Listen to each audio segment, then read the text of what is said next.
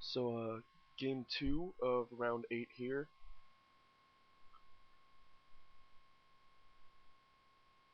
against the mono white Eldrazi deck.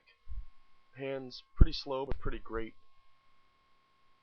I get to explore into depths, which is pretty good.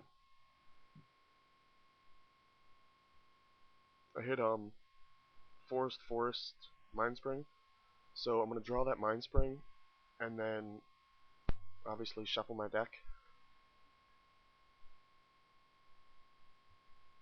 It's not worth it to like fetch in Mindspring for 2 there, because I can Mindspring for 2 later if my mana dictates that I should, but by ramping there I make sure that I can Mindspring for a lot, very soon.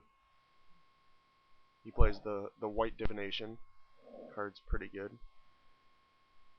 I mean, it's pretty good in bad decks, is the problem, but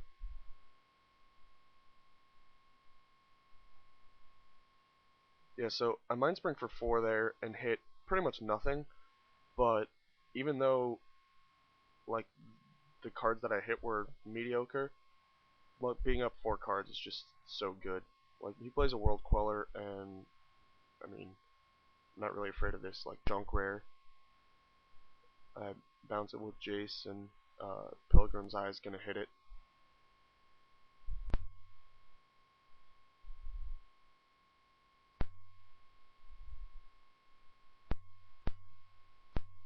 So I brainstormed into Oracle, so I put 2 lands on top, and I made sure that they were both comes into play untapped lands, so that I could play my Time Warp, because Oracle and Jace taking another turn, that's, like 5 extra cards. So I do that, and I think he pass my Oracle, yeah, which is fine.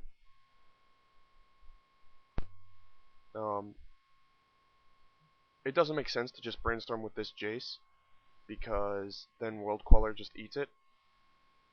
And so I can bounce the World Queller and play my fresh Jace and brainstorm with that, and then I get an extra activation out of it, at least 1 extra activation out of it. So I do that, but I brainstorm into Time Warp here and a bunch of junk. And so I use the fetch land to shuffle that junk away. Now here's a spot where I could Time Warp, but it would be pointless to, because all I would do in that extra turn is brainstorm with Jace, and so I can wait an extra turn and try and get more value out of the Time Warp, find an Oracle or an Avenger or something and just kill them, or get up more cards, but it's not worth it to cast a 5 mana, like untap all your lands, brainstorm. Not that that's bad, but I can do better. So I spend my turn Mind Springing for 3, leaving up the Tectonic Edge so I can blast his Eye of Ugin before he searches up a card with it. Pretty much the only way I'm going to lose is if he gets Eldrazi active, so I want to tag that when possible.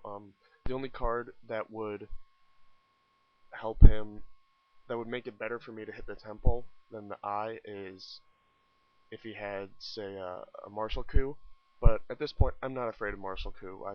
I can very easily beat a Martial Coup. So I just want to make sure that he doesn't have, doesn't get Kozilek into Ulamog or anything like that.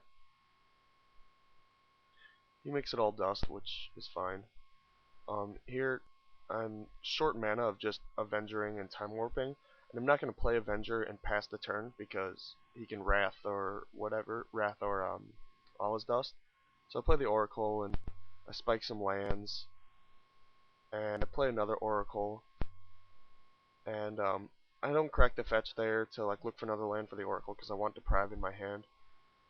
So now at this point he needs to Wrath, or he'll just fall even further. He's very far behind, and if he doesn't Wrath here, then I just pull even further ahead, especially with a fetch and Howler Depths to make sure that I'm hitting my land drops off the top.